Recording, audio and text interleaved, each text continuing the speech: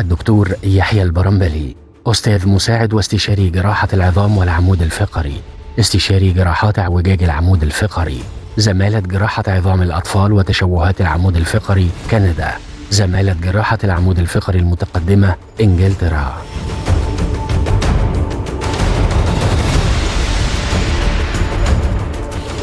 بعد العمليه الرجوع للمدرسه ده فاكتور مهم قوي.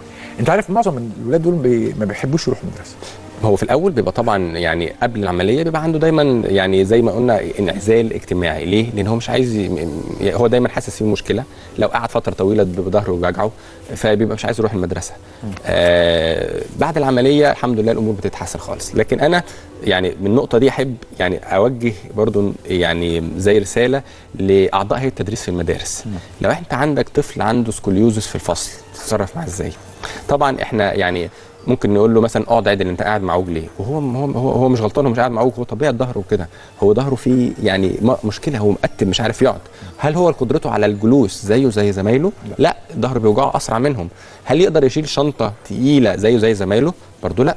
فاحنا يعني مهم قوي برضو زي ما احنا بنعمل توعيه للاهل ان احنا نعمل توعيه للمدرسين في المدارس ان يا جماعه لو حد عنده مرض زي ده يبقى احنا، وكمان لازم نحسسه الولد ان هو مش اقل من زمايله. يعني هو ما عندوش اعاقه، هو عنده حاجه ممكن تتعالج، حتى لو هتمشي بالعلاج التحفظي هو لن تعيقه عن ممارسه حياته. ولا نحسسه ان هو عنده مشكله، وفي نفس الوقت ما نهملش المشاعر والمشاكل اللي عنده، لان ده يعني لازم نحاول نمسك العصايه من النص ونفهم الاهل ونفهم المدرسين ازاي يتعاملوا مع الحاله دي. فدي برضو من الحاجات اللي يعني استغل وجودي مع حضرتك ان انا اوجه الرساله دي للمدرسين. لو حد عنده اعوجاج عمود فقري نخلي بالنا في التعامل معاه ونديله براح من الحركه ان هو يقدر ما يحصلوش مشاكل في ظهره كمان. وكمان الرساله، انا بكمل الرساله لكل الاجهزه الرقابيه في مجالات التعليم. اي مدرس متنمر ينبغي ان يعاقب عقاب فوري وسريع وحازم يجعل غيره من غير كفء. ليه؟ لانه مش اي حد يعرف يدرس، مش اي حد يصلح انه يكون مدرس. دي مسؤوليه كبيره جدا، زي مش اي حد يصلح يكون دكتور. لازم تقييم نفسي مهم جدا، وعقاب لكل من تسول له نفسه انه يسخر او يستهزئ او يستقل بشاب طفل عنده مشكله صحيه ايا كانت، مش لازم اعوجاج، اي مشكله صحيه في الاطفال. المدرسين لازم يتنبهوا جدا في التعامل معها. حضرتك كويس ان حضرتك جبت سيره التنمر فعلا، لان دي مشكله بتحصل في المدارس، والولاد اللي عندهم او البنات اللي عندهم اعوجاج للاسف بيعانوا منها. فدي برضو انا يعني بنحاول نوعي الناس بيها، والطلبه في المدارس يعني نفهمهم ان ده يا جماعه ما ينفعش حد يتنمر على حد علشان عنده عيب زي ده او عنده مشكله زي دي، وده مش عيب ولا دي مشكله، ودي كل حاجه وليها حل وممكن تيجي لاي حد. فيعني دي نقطه بحب اقولها دايما.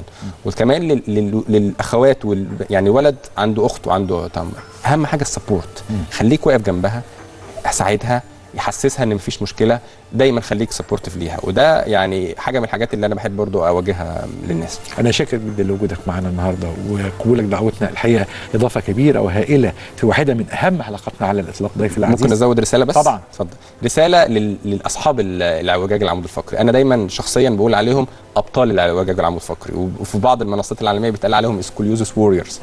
انتوا شباب وشابات في منتهى القوه والشجاعه. ربنا ابتلاكم بالمرض ده، لكن انا اللي انا بشوفه منهم قوه وشجاعه ومثابره وصبر، وهم بيبقوا عايزين يحلوا المشكله، ويبقى عندهم يعني عزيمه غير طبيعيه ان هم يعدوا مرحله ما بعد العمليه ويمارسوا حياتهم ويرجعوا لطبيعتهم بصوره واحد يعني بتفوق التوقعات بصراحه. يعني كتر خيركم وربنا يكون في عونكم، وشكرا جزيلا لحضرتك. انا اللي متشكر لوجودك معنا جدا، اضافه هائله للناس الحلوه، حوار علمي راقي للغايه بتفاصيل مهمه جدا لواحد من المواضيع اللي غايبه عن اذهان الكثيرين. ما زلنا واحنا بنحكي عن هذا الموضوع في 2025 في اسر كتير ما عندهاش المعلومات الكافيه في الموضوع الخطير ده. ضيفي العزيز الاستاذ الدكتور يحيى البرمبلي، استاذ مساعد واستشاري جراحات العظام والعمود الفقري واستشاري جراحات اعوجاج العمود الفقري، زماله جراحات عظام الاطفال وتشوهات العمود الفقري من كندا، وزماله جراحات العمود الفقري المتقدمه من انجلترا. نورت يا دكتور يحيى. خليكم دايما مع الناس الحلوه.